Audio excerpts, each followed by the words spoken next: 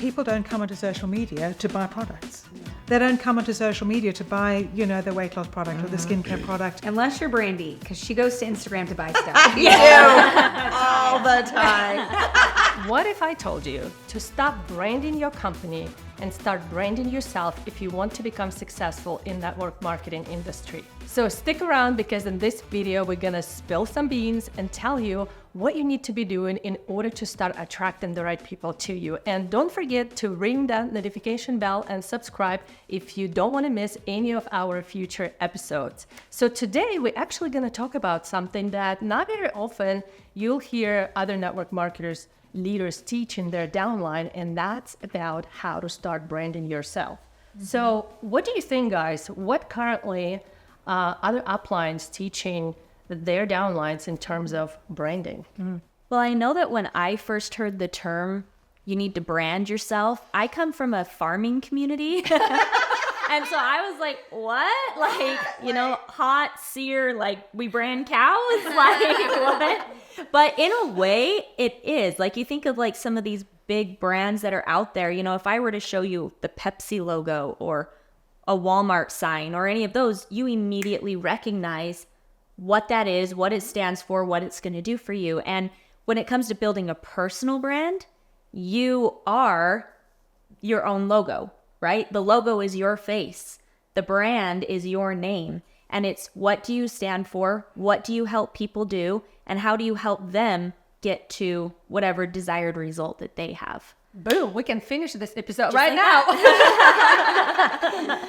I had the same thing too, because I was like, what does that even mean? Like, and that's when I created like this my students gave me that little hashtag. I thought it had to be this hashtag. That's what branding was. And like, that's what you leave at the bottom of every post or like whatever. Like a slogan. Yeah.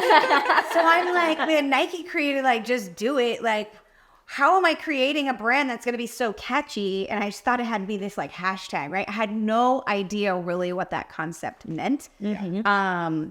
So what was it? What was That you created? Oh, it was hashtag living like Lindeen. But because what I was doing at the time, where I thought, you're really a brand ambassador of your network marketing company, right? Because they say, here's our stuff, you go and you tell it to the masses, right? And so what I was doing was really shoving it down everyone's throats on social media, that literally, like, when that's all you're posting, that's actually what you become known for. And you don't see those things because you're not on the other side of that, right? Like, you know who you are. You know the life that you're living behind the scenes, but all your followers know you as is how you show up. And if all you're doing is showing up with before and afters and, oh my gosh, who do I know in Thailand? Because we're opening up there, right? Like, in all these things, it actually was pushing people away. Well, and the companies that people join encourage them to brand the company because it's free advertising. Yes. Yeah. So they're going to give them all the branded, posts. It's very convenient. It's very convenient. And then it's easy for all the distributors to just use this stuff because it's easy and they can hide behind it. Yeah. And it's easy to hide behind, all the fancy Pamphlets and exactly stuff that your company produces. Yep. And often an upline will be doing that, but because they have already grown a network, and have influence over that network, it's working for them. And so, but when you start doing it, you look like that salesy weirdo. You look like a walking billboard, for XYZ company. Yeah, and that brings up another point with So that. what happens when you do that? Yeah, so Why we don't want you to do that? why we don't want to do that. That's actually what I was just going to say, right? So the reason you don't want to be doing that is because, let's say, you post all about your company and your products on your social media, and someone like me sees your social media and they're, I'm like, oh, that looks really cool, right? I'm going to go Google that name of that product or that company, right? That can happen where they go Google. Once they Google, there's other people that are way smarter marketers and they're going to eat up your people. You don't even know they were interested. But the other part of it is that sometimes when we see stuff like that, we're like, oh, it's one of those things, right? Like, I've already seen that or already know everything about that, when in reality, you don't really know, right? But you assume because you're perception is your reality, right? So if you've seen, you know, maybe a friend said, oh yeah, I used that skincare and it was crap, or it broke me out, or, you know, whatever, then you automatically go from, you know, that experience. So, which is not Funny the real thing, experience. I've seen some of my friends, not friends, but some of the people on social media that I knew selling things that I might have not mind to buy. Like I could have bought them, but seeing all this billboardy material, it's always kind of like, hey, you're just gonna sell me a bunch of stuff that I don't really need, and I'm gonna be stuck in that subscription. I'm just gonna go and check it on Amazon. Well, so the other thing to that point is that people don't come onto social media to buy products. They don't come onto social media to buy, you know, the weight loss product or the skincare product or their financial, you know, the thing that's going to help them clean up their finances. Unless you're Brandy, because she goes to Instagram to buy stuff. You do all the time. They're just really good at their targeting. Mostly they come on to connect with their friends and They're family. good at marketing. Yeah. Or to watch crazy videos or just be inspired. Or to catch up on, like, you know, what's happening with their families. Yes. You know, Yes. that where they don't live locally. Yeah, you know, yeah. so. Yeah. And I think when we think about, okay, how does our social media or our, you know, our presence on social media make other people feel? If it's just all a salesy billboard, they don't want to come back to that. That's like looking at a Target ad every day, right? Like nobody wants to do that, right? And then, Target, like, and for then- those of you that don't get the reference. And then, like, so many network marketers are doing that all you see when you're scrolling through your feed is just, you know, all about their stuff and all about the product. And like, it just becomes like all in your face, all about me. And people just want to scroll by that so fast. And Facebook actually now tells you, do you want to see more of this? Or I want to see less of this. Yep. And if that's what you're doing and you are just spamming social media with my before and afters and buy my stuff and join my team and buy my stuff. Or I need one more recruit. I need by July. I need $57 more dollars in First. sales this Yeah. month to hit my next rank. You are teaching people to ignore you. You're teaching people to hit, you know, unfriend. Just be blind And- to the stuff. Yeah. that you're Yeah. putting Teaching out the there. algorithm to not put you in front of people. Right. And newsflash, Facebook does not like network marketers for this reason only, because they created it to build relationships and community, not for people to use it as a free way to sell their stuff, because they don't want their users having a bad user experience. And that brings, like spam, that brings a bad user experience. And it also is not going to get your stuff seen to your following. So now that we've talked about all the things. Yeah. I wanna bring up one more thing. So usually when we introduce this concept to our students and tell them go brand yourself, there's a little bit of resistance happens all the time in the beginning, because they say, well, when I shared my link and my company's pictures and products before, I actually sold my products.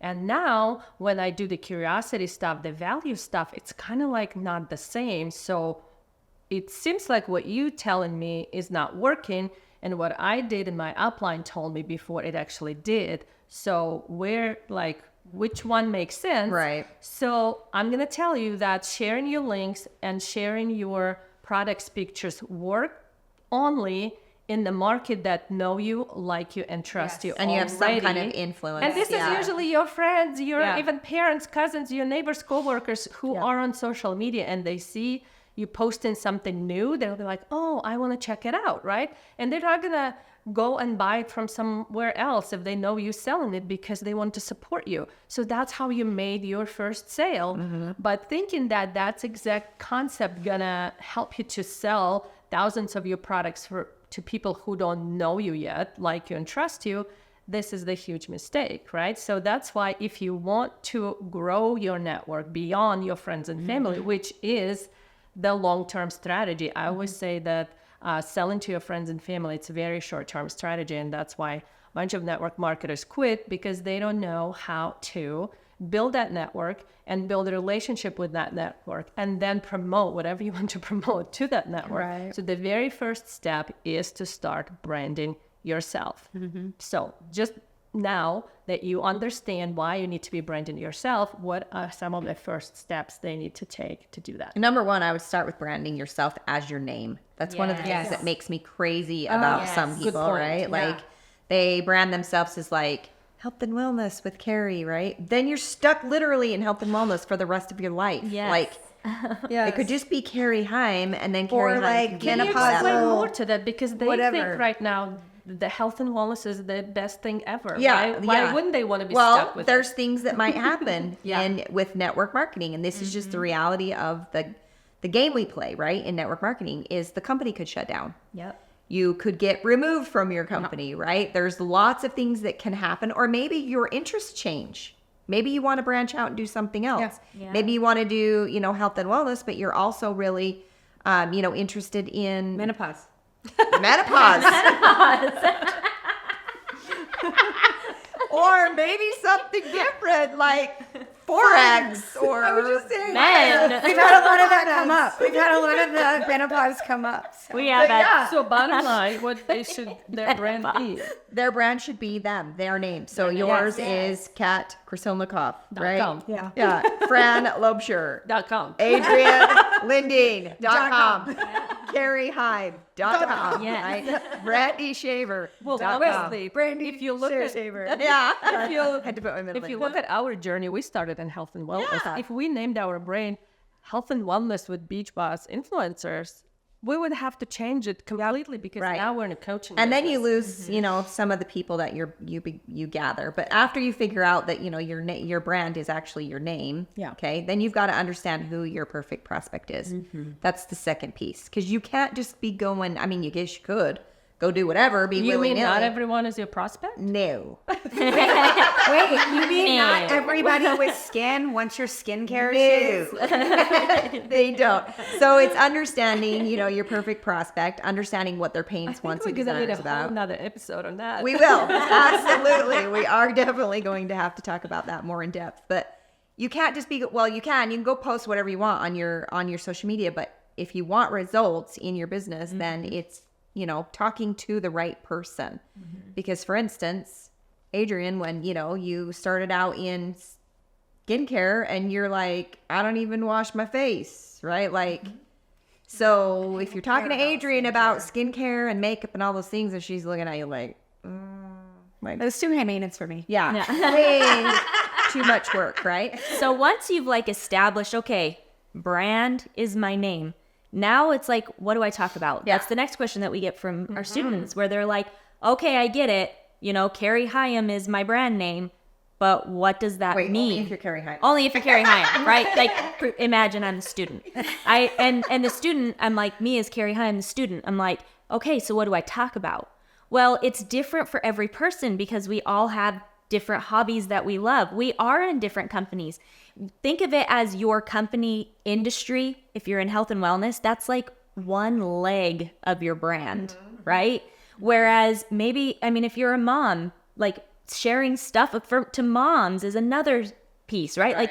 It's like, what are you into? What are your values? What do you find interesting? What do you love to immerse yourself in?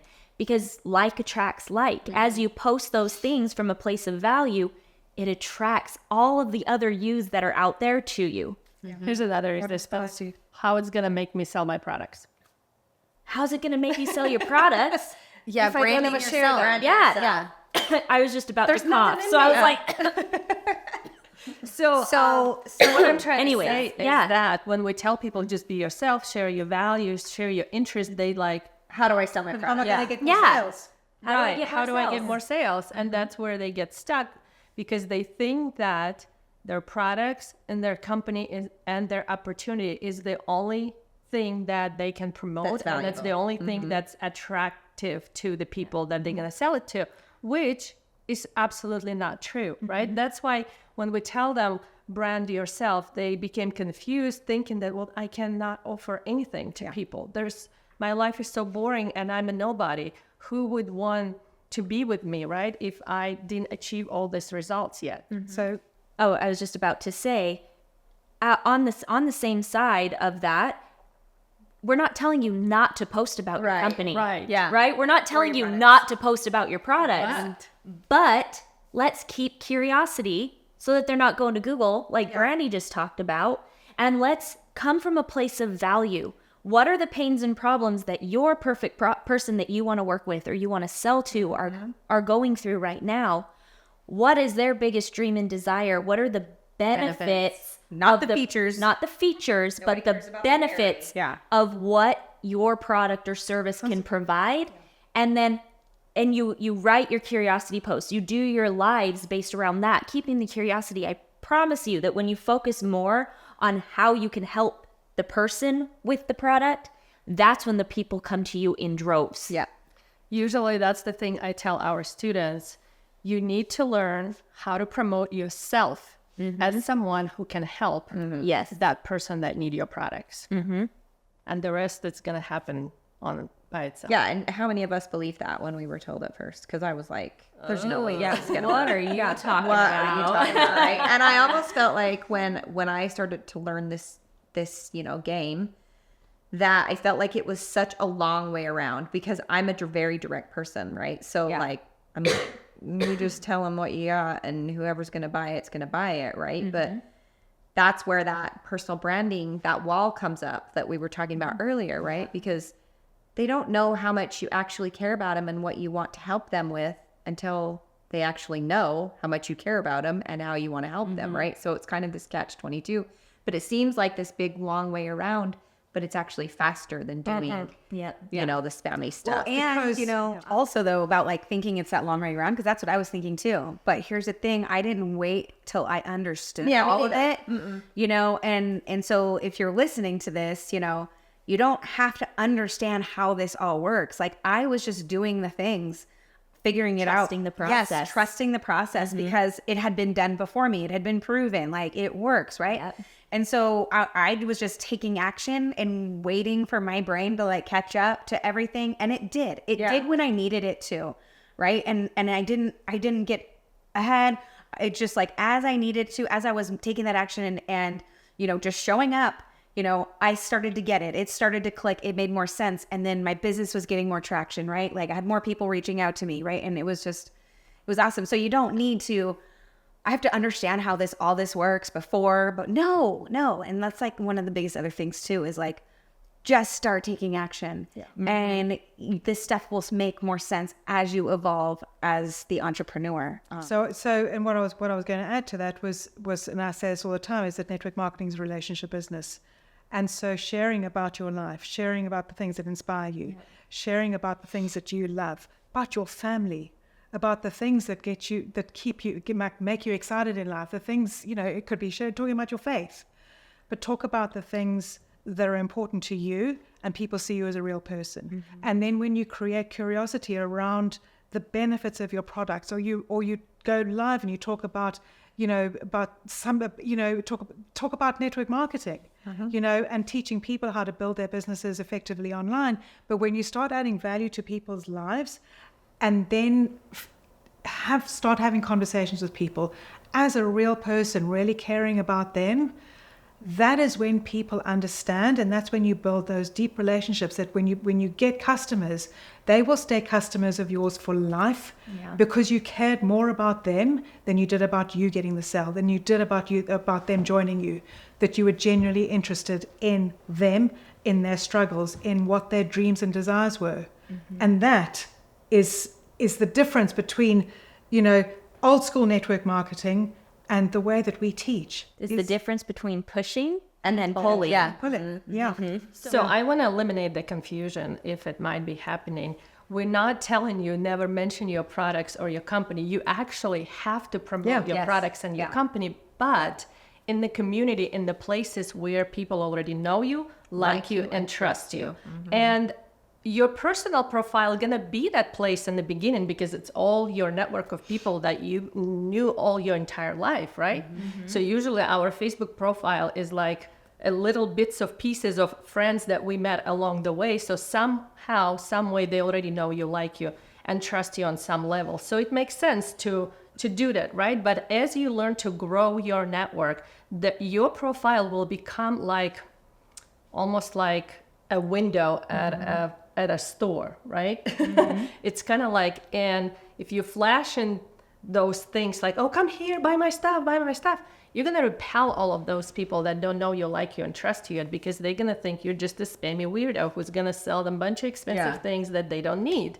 So in order to attract those people to you, if you start doing it right, you will notice that you have so many people in your profile that you just getting to know, or they just getting to know you. And if you start blasting about your products, it's almost like you're asking someone to marry you on the first date. And they'll be like, "Ooh, you're weird, like get a away creep." from me," Yeah. right? You have to put something into the relationship. So your profile becomes kind of like a hub of people to get to know you.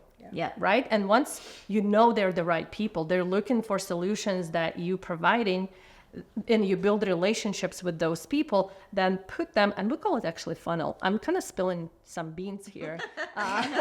She's the bean spiller. Always. All the time. It's like you move them into a different relationship level with you. So we usually use Facebook groups, right, as a community. And we talk about products and services all the time, because that's where we know it's the right people. We build the relationship, and when we share about our products or opportunity in those communities, it's like, oh my gosh, thank you so much, right? You're never gonna be a salesy weirdo. But if you miss those 2 steps that I mentioned, growing the right audience, building the relationship with your audience, and you start promoting the most amazing thing in the world, right? That's what it is. Nobody's going to buy it. Yeah. You're gonna be a salesy weirdo. Yeah. So you have to learn how to brand yourself, even though you're thinking, I have nothing to share, I have nothing attractive, like who would ever want to join me? Just start sharing little bits and pieces of your life, what's important to you, what you like, what you don't like, right? Just be real. And always have in mind, how can that contribute to the person that I want to attract? And that's it. The rest is magic, literally. So if you want to learn more how to attract the right people to you, get access to our absolutely free social influencer formula by clicking the link in the description. And we'll see you in the next episode. And how to master the social influencer thing. Oh, why is it hard, though? These men are staring at us. That's good.